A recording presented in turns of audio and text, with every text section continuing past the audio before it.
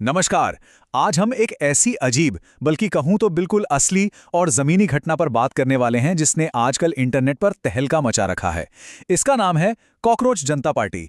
जी हां, आपने बिल्कुल सही सुना। जिस कीड़े को देखते ही हम आमतौर पर चप्पल उठा लेते हैं ना बस उसी के नाम पर देश में एक ऐसा डिजिटल आंदोलन खड़ा हो गया है जिसने लाखों लोगों का ध्यान अपनी ओर खींच लिया है। देखिए, ये कोई आम मीम पेज नहीं है। इसके पीछे एक बहुत गहरी कहानी है। तो चलिए इस डिजिटल व्यंग्य के पीछे छिपे असली संदेश को डिकोड करते हैं। ठीक है, आइए इसमें गहराई से गोता लगाते हैं। जरा सोचिए, वो युवा जिन्होंने सालों साल तक पढ़ाई की है, जिनके हाथों में बड़ी बड़ी डिग्रियां हैं, जो दिन रात नौकरी की तलाश में भटक रहे हैं, वे आखिर खुद को कॉकरोच बुलाने में गर्व क्यों महसूस कर रहे हैं? पहली नज़र में ये सब किसी बड़े मजाक जैसा लगता है ना? लेकिन इस मजाक के ठीक पीछे एक बहुत गहरा आक्रोश और हताशा छिपी हुई है। दरअसल जब सिस्टम से सम्मान मिलना बंद हो जाता है तो विरोध अक्सर ऐसा ही एक व्यंग्यात्मक रूप ले लेता है। इस नाम का चुना जाना कोई इत्तेफाक नहीं है, बल्कि एक सोची समझी प्रतिक्रिया है। तो सबसे पहले देखते हैं इसका उत्प्रेरक यानी इस आक्रोश की उत्पत्ति आखिर हुई कहां से। देखिए, कोई भी बड़ा आंदोलन रातों रात खड़ा नहीं होता, लेकिन ये तो अभूतपूर्व गति से फैला। पहले दिन की बात करें, 15 मई 2026 सुप्रीम कोर्ट की एक सुनवाई के दौरान एक टिप्पणी की गई। इसके ठीक अगले ही दिन इंटरनेट के एक कोने से एक्स पर, जिसे हम पहले ट्विटर कहते थे, एक पोस्ट किया गया और साथ में एक गूगल फॉर्म जारी कर दिया गया।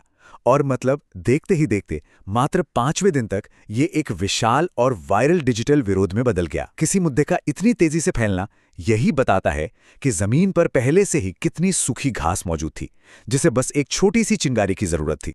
अब सवाल ये है कि वो चिंगारी आखिर थी क्या? वो शब्द थे कॉकरोच और परजीवी। अदालत की एक सुनवाई के दौरान इन शब्दों का जिक्र हुआ था। हालांकि यहां यह स्पष्ट करना बेहद जरूरी है कि भारत के मुख्य न्यायाधीश ने बाद में बिल्कुल साफ किया था कि उनका ये इशारा उन लोगों के लिए था जो फर्जी डिग्री लेकर सिस्टम को खराब करते हैं। उन्होंने मेहनती युवाओं को तो देश के विकास का स्तंभ बताया था। लेकिन इंटरनेट की दुनिया तो अपनी रफ्तार से चलती है ना। जब तक ये सफाई पहुंचती तब तक ये शब्द वायरल हो चुके थे। वो युवा जो पहले से ही पेपर लीक और बेरोजगारी से जूझ रहे थे, उन्हें लगा कि उनके संघर्ष का मजाक उड़ाया जा रहा है। ये सीधे उनके आत्मसम्मान पर चोट थी। अब आते हैं सीजेपी यानी कॉकरोच जनता पार्टी से जुड़ने की प्रक्रिया पर। इसकी 4 अनोखी योग्यताएं। ये किसी आम राजनीतिक दल का पैमाना बिल्कुल नहीं है। पहली शर्त सुनिए, घोर बेरोजगार होना, मतलब डिग्रियां तो हो लेकिन नौकरी का कोई अता पता ना हो। दूसरी शर्त है परम आलस्य। देश बदलने का जज्बा तो कूट कूट कर भरा है, लेकिन फिलहाल रजाई से बाहर निकलने का कोई मन नहीं है। तीसरा है ऑनलाइन जीवी होना, मतलब 24 घंटे इंटरनेट पर रहना, चाहे इंसान बाथरूम में ही क्यों ना हो। और सबसे अहम, सिर्फ गुस्सा नहीं करना, बल्कि उस गुस्से को मीम्स के जरिए इस तरह निकालना कि वो सीधे सिस्टम को चुभे। ये एक बहुत ही दिलचस्प तरीका है। जहां समाज जिन चीजों को कमियां मानता है, इस आंदोलन ने उन्हें ही अपना बैज ऑफ ऑनर यानी सम्मान का प्रतीक बना लिया है। चलिए अब बात करते हैं इसके मास्टरमाइंड और उनकी डिजिटल रणनीति की। 15 से 20 लाख, जी हाँ, 1.5 से 2 मिलियन, ये इंस्टाग्राम फॉलोअर्स का वो विशाल आंकड़ा है जो इस पार्टी ने हासिल किया है। इस नंबर को देखकर ही समझ आ जाता है कि ये कोई 2-4 दिन में खत्म हो जाने वाला इंटरनेट मीम नहीं है। इतने बड़े पैमाने पर लोगों का जुड़ना साफ साबित करता है कि ये तंज लाखों युवाओं की भावनाओं के साथ बिल्कुल सटीक बैठ रहा है।